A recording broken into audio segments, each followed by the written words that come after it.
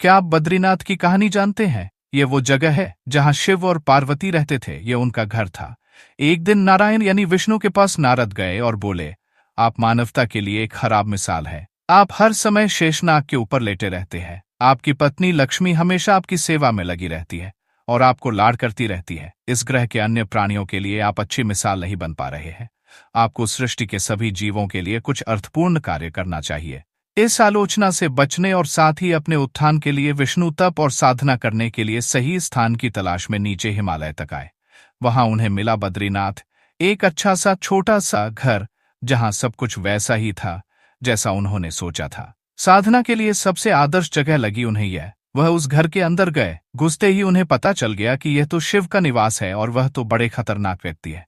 अगर उन्हें गुस्सा आ गया तो वह आपका ही नहीं, खुद का भी गला काट सकते हैं। ऐसे में नारायण ने खुद को एक छोटे से बच्चे के रूप में बदल लिया और घर के सामने बैठ गए। उस वक्त शिव और पार्वती बाहर कहीं टहलने गए थे। जब वे घर वापस लौटे तो उन्होंने देखा कि एक छोटा सा बच्चा जोर जोर से रो रहा है।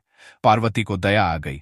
उन्होंने बच्चे को उठाने की कोशिश की। शिव ने पार्वती को रोकते हुए कहा, इस बच्चे को मत छूना। पार्वती ने कहा, कितने क्रूर हैं आप, कैसी नासमझी की बात कर रही हैं। मैं तो इस बच्चे को उठाने जा रही हूँ, देखिए तो कैसे रो रहा है। शिव बोले, जो तुम देख रही हो उस पर भरोसा मत करो। मैं कह रहा हूं ना, इस बच्चे को मत उठाओ।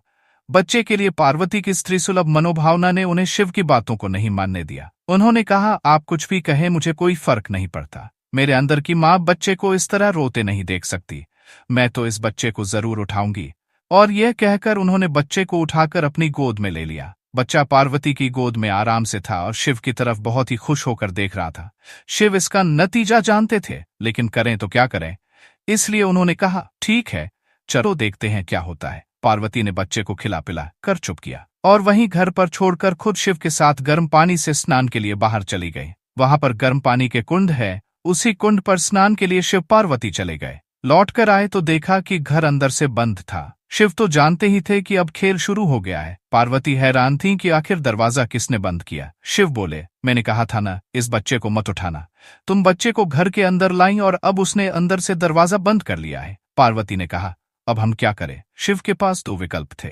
एक, जो भी उनके सामने है उसे जलाकर भस्म कर दें, और दूसरा, वे वहां से चले जाएं और कोई और रास्ता ढूंढ लें। उन्होंने कहा, चलो कहीं और चलते हैं, क्योंकि यह तो तुम्हारा प्यारा बच्चा है, इसलिए मैं इसे छू भी नहीं सकता।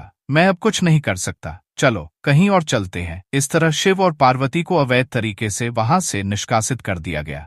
वे दूसरी जगह तलाश करने के लिए पैदल ही निकल पड़े।